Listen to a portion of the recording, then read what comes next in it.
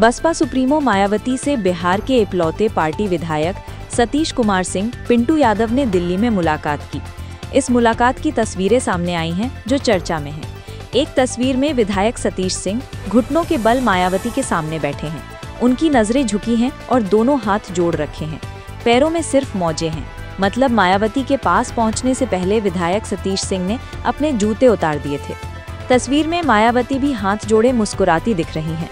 Baspa x fan page ने तस्वीरें जारी की हैं। सतीश सिंह ने बिहार में मतगणना वाले दिन लाठीचार्ज की शिकायत की है।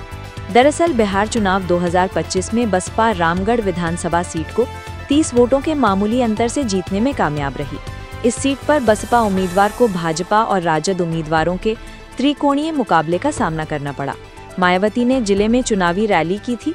चुनावों में इसका असर दिखा। बसपा सुप्रीमो मायावती और विधायक सतीश सिंह के बीच ये मुलाकात बुधवार को दिल्ली में हुई। सतीश ने मतगणना के दौरान हुए विवाद और इसके बाद वहां की पुलिस द्वारा बसपा कार्यकर्ताओं के उत्पीड़न के मामले से भी मायावती को जानकारी दी। मायावती ने हिंसा की निंदा करते हुए कहा, कुछ उपद्रवियों ने मतगणना के दौरान हिंसा करते हुए बिहार से विजयी बसपा विधायक के वाहन के साथ साथ पुलिस के वाहन को निशाना बनाया था। वाहनों में तोड़फोड़, पथराव व आगजनी को रोकने के लिए पुलिस को लाठीचार्ज करनी पड़ी थी। इसमें बसपा के कई कार्यकर्ता घायल हुए हैं। पुलिस ने करीब 250 नामजद बीएसपी कार्यकर्ताओं और 1000 अज्ञात लोगों पर कई एफआईआर दर्ज की थी। पर पुलिस अब चुनकर सिर्फ बसपा कार्यकर्ताओं को ही परेशान कर रही है, जबकि हिंसा में दूसरे दलों के लोग भी शामिल थे। बसपा सुप्रीमो ने बुधवार को दिल्ली स्थित पार्टी के केंद्रीय कार्यालय में बिहार सहित अन्य राज्यों की समीक्षा बैठक बुलाई थी। इसी बैठक में बिहार से नवनिर्वाचित विधायक, एकमात्र विधायक सतीश उर्फ पिंटू यादव रामगढ़ भी पहुंचे थे। सतीश यादव ने कहा कि मायावती ने उन पर भरोसा किया, टिकट दिया और वे विश्वास ही उनकी जीत का मुख्य कारण रहा। बैठक में झारखंड, महाराष्ट्र, बिहार, उड़ीसा और गुजरात सहित कई राज्यों की संगठनात्मक स्थिति पर भी चर्चा हुई। मायावती ने रामगढ़ सीट पर हुई हिंसा को बसपा कार्यकर्ताओं के खिलाफ साजिश करार दिया। कहा, विरोधी दलों के असामाजिक तत्वों ने उपद्रव किया, जिसमें विधायक सतीश यादव की गाड़ी के साथ साथ प्रशासन की कई गाड़ियां तोड़ी गई थी। मायावती ने कहा, उपद्रव रोकने के नाम पर पुलिस ने रात में लाठीचार्ज किया। इसमें बसपा के दर्जनों कार्यकर्ता गंभीर रूप से जख्मी हो गए। कैमूर पुलिस ने कथित तौर पर सरकार के दबाव में सिर्फ बीएसपी कार्यकर्ताओं को निशाना बनाया। पुलिस अब चुनकर सिर्फ बीएसपी कार्यकर्ताओं को ही परेशान कर रही है, जबकि हिंसा में दूसरे दलों के लोग भी शामिल थे। बिहार के कैमूर जिले की रामगढ़ सीट पर भाजपा और बसपा के बीच कांटे का मुकाबला हुआ था। दोनों प्रत्याशी हर राउंड के साथ आगे पीछे होते रहे। इस सीट की मतगणना सांसें रोक देने वाला था।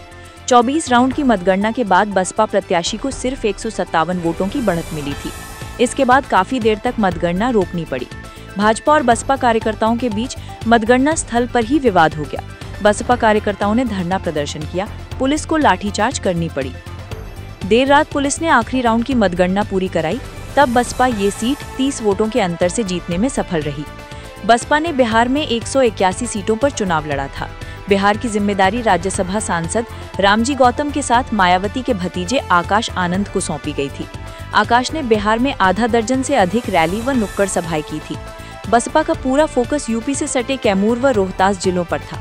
बसपा प्रमुख मायावती ने खुद बिहार की एकमात्र रैली कैमूर जिले की भभुआ सीट पर की थी।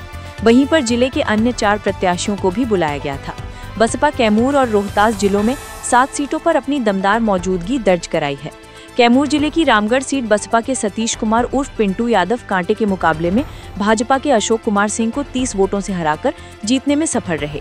बसपा का वोट प्रतिशत 2020 की तुलना में 1.02% बढ़कर 1.62% तक पहुंचा है। बसपा ने रामगढ़ के अलावा करगहर विधानसभा पर जदयू को कड़ी टक्कर दी। यहां पार्टी प्रत्याशी उदय प्रताप सिंह 56,000 से ज्यादा वोट पाकर दूसरे नंबर पर रहे। महागठबंधन में शामिल कांग्रेस तीसरे नंबर पर रही, जबकि मोनिया, भभुआ, चैनपुर, बक्सर और राजपुर विधानसभा सीटें महागठबंधन बसपा की दमदार प्रदर्शन के चलते हारी। इन सीटों की त्रिकोणीय लड़ाई में एनडीए जीतने में सफल रही।